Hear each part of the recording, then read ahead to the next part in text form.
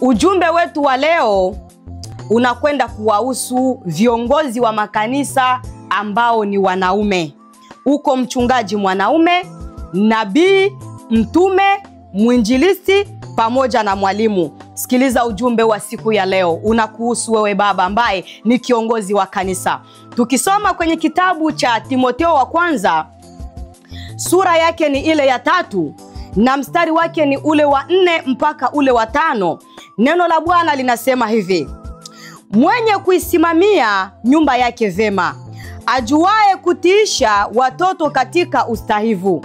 Yaani, mtu asiyejua kuisimamia nyumba yake mwenyewe, atalitunzaje kanisa la Mungu?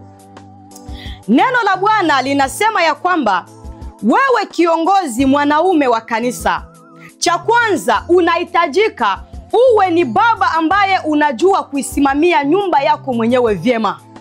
Maandiko yanasema ya kwamba usipojua kuisimamia nyumba yako mwenyewe vyema, unawezaje kulitunza kanisa la Mungu? Wapo wa baba ambao wanashindwa kuwasimamia wake wao vyema. Kuna wababa ambao wanashindwa kuwasimamia watoto wao vyema. Kama unashindwa kumsimamia mke wako ambaye umemuoa wewe, yuko chini ya mamlaka yako, unashindwa kumsimamia vyema, unawezaje kulitunza kanisa la Mungu?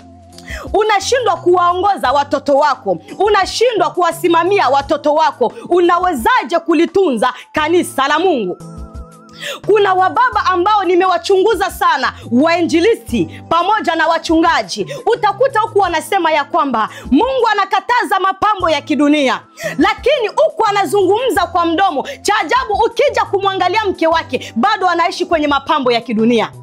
Unakuja kujiuliza, huyu baba, huyu mchungaji, huyu mwinjilisti, huku public kwenye mitandao anapenda jioneshe ya kwamba Mungu ameniambia mapambo haya ni vitu vya kuzimu, ni vitu ambavyo havistahili mwanamke wa Kikristo kuviweka kwenye kichwa chako. Lakini yeye mwenyewe ukija kumwangalia, mke wake bado anaishi na hivyo vitu. Kanisa lake anashindwa kulisimamia vyema. Sikia nikwambie, kwenye kitabu cha Mathayo, sura yake ni ile ya 5. Mathayo sura ya 5 na mstari wake ni ule wa 37. Yesu akasema ya kwamba maneno yenu yawe ndiyo ndiyo, sio sio. Maneno yenu, Mathayo 5:37 inasema ya kwamba bali maneno yenu yawe ndiyo ndiyo, sivyo sivyo, kwa kuwa yazidio hayo yatoka kwa yule mwovu. Yazidio hayo yatoka kwa yule mwovu. Wewe unawezaje kumuongoza mke wa mwenzio? Dada, mapambo ya kidunia haikufai wewe. Unawezaje kutia nywele bandia? Unawezaje kujichubua? Unawezaje kuvaa suruali? Hapana, wewe ni mtumishi wa Mungu. Achana na hivi vitu. Uko tayari kumuongoza mke wa mwenzio, lakini mke wako mwenyewe anakushinda. Wewe baba, sikia nikwambie, maandiko yanasema ya kwamba unafananishwa na wanafiki ambao kwa nje wanataka wajioneshe ya kwamba ni watakatifu, lakini ndani yao ni mbwa mwitu. Maneno unayoyazungumza hayatoki kwa Mungu, yanatoka kwa Ibilisi.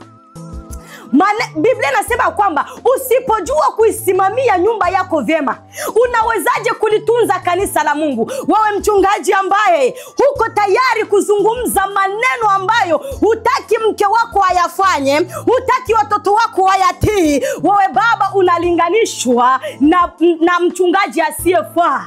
Haustahili kuliongoza kanisa la Mungu. Haustahili kuongoza kondoo wa Bwana, kwa sababu kama mke wako mwenyewe anakushinda, wale kanisa utawaambia nini wakutii? Kwa sababu kitu ambacho kitasababisha kanisa likutii, wanaangalia kwanza mke wako. Wanaangalia mke wako ya kwamba mke wako, je, amekutii katika hayo unayoyasema? Kuna wachungaji ambao mimi nimekaa nao, wainjilisti ambao nimekaa nao, wanaume, ukimwangalia, ukizungumza naye, anakwambia kabisa nywele bandia ni dhambi, kabisa kujichubua haifai. Lakini ukija kumwangalia mke wake, nywele bandia ziko kichwani, bado anajichubua. Unajiuliza, sasa huyu tukizungumza naye ananiambia kwamba hivi vitu ni dhambi, lakini mbona mke wake bado anavifanya? Baba, sikia nikwambie, usipoweza kusimamia nyumba yako vyema, unawezaje kulitunza kanisa la Mungu? Bwana Yesu akuhurumie sana. Maandiko yanatuambia kwenye kitabu cha Waefeso sura yake ni ile ya 5. Waefeso sura yake ni ile ya 5 na mstari wake ni ule wa 25.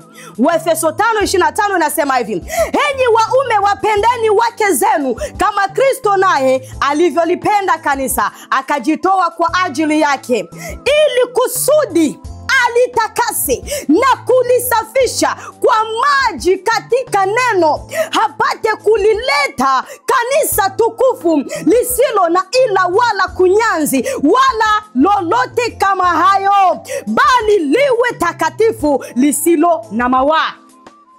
Baba, penda mke wako kama Kristo anavyolipenda kanisa. Kristo alijitoa kwa ajili ya kanisa kusudi kanisa liwe takatifu. Je, mke wako ni takatifu?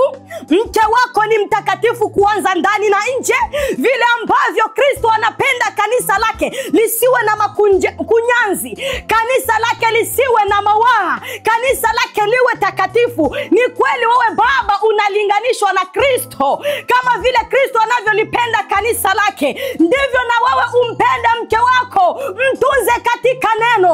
Watoto wako watunze katika neno. Mke wako muongoze. Inawezekana tunapomwona mke wako anashindwa kukutii kwa maneno unayoyasema, basi tunaanza kujiuliza, huyu baba ana sauti ndani ya nyumba yake au mke ndo anayo sauti? Ndiyo maswali tunayojiuliza. Huku nje unasema kwamba mama wa Kikristo unastahili kuwa hivi, mama wa Kikristo vaa kwa kujiheshimisha, mama wa Kikristo toa mapambo ya kidunia, lakini huku tunamwona mke wako anavivaa, basi tunaanza kujiuliza, huyu baba yuko chini ya mke wake? Baba uko chini, mchungaji uko chini ya mke wako? Au ndo tuseme mke wako wakutii? Mke wako ni Yezebeli, ambaye Yezebeli alikuwa anamuongoza mfalme Ahabu. Lolote atakalo lisema Ahabu analitii na kumsikiliza mke wake. Wewe ni Ahabu wa leo. Ahabu wa leo baba mchungaji. Ahabu wa leo unapenda waongoze watu, lakini uko chini ya mamlaka ya mwanamke. Ahabu wa leo rekebisha mwenendo wako. Ahabu wa leo rekebisha matendo yako. Usipoweza kumuongoza mke wako vyema, huwezi kulitunza kanisa la Bwana, na walio chini yako wote wamepotea. Bwana wabariki. Ujumbe wetu wa leo, uko mwinjilisti mwanaume, mtunze mke wako vyema katika maadili inayolipasa neno la Bwana. Mwalimu mwanaume, mtume mwanaume, mchungaji mwanaume, muongoze mke wako katika kulitii neno la Bwana, kwa sababu mke wako ndiye anayesomwa kupitia wewe. Yani vile tunavyomuona mke wako, yani tunakusoma wewe mchungaji. Una sauti kwa mke wako?